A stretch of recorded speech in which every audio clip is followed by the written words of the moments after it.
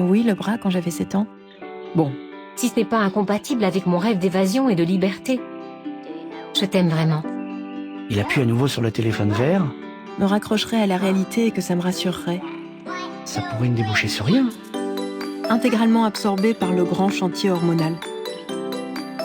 L'équipe de Fidèles au poste en rajoute une couche. S'il avait connu Gilles avant l'accident du glacier, il n'aurait jamais dit une chose pareille. Cette journée ne va jamais s'achever. Tu veux un café? D'autres familles ont commencé à m'appeler pour garder leurs enfants. Hé, les gosses de riches!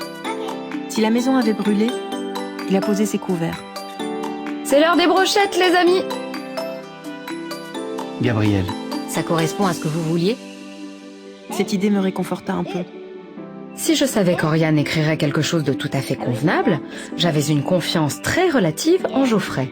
Il se passe à pas une danse silencieuse. Des croque-monsieur, des pêches au thon. Une après-midi passée à arracher les mauvaises herbes en silence. Il aurait voulu qu'elle sache à quel point elle l'avait détruit, à quel point il la haïssait depuis qu'elle était revenue dans sa vie. C'est bien celui de Chloé. Quand j'ai entendu les autres approcher, je me suis relevée. Je me suis demandé quel garçon il aurait été aujourd'hui s'il n'y avait pas eu l'accident du glacier. La veille de mon rendez-vous avec le professeur Pavlovitch, c'était parfait. Il s'est penché sur moi. Il se lève le matin, va travailler et se couche le soir. Certes, Un de ces soirs où on se prend à croire qu'on passera le reste de son existence en short, en t-shirt et en tongs. Et il pouvait sentir l'effervescence que la science générait dans mon esprit. Coccyx cassé. J'ai rencontré des personnes formidables. Des personnes qui me comprenaient parce qu'elles vivaient la même épreuve que moi. Je n'ai encore rien répondu au chargé de recrutement qui m'a téléphoné la semaine dernière. Gilles les a caressés chacun à leur tour. les temps pouvaient être optionnels. Il sortait avec une vieille casquette Nike vissée sur la tête et évitait de croiser le regard des passants dans la rue. L'air attentionné.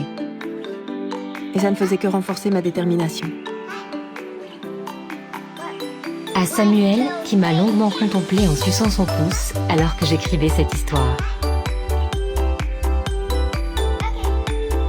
J'ai absolument pas conscience des enjeux moraux de l'émission. Ah, mais tout le monde m'appelle Emma.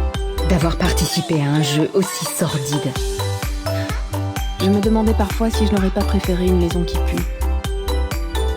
La photographe sort de la salle et passe devant lui, ses clés de voiture à la main.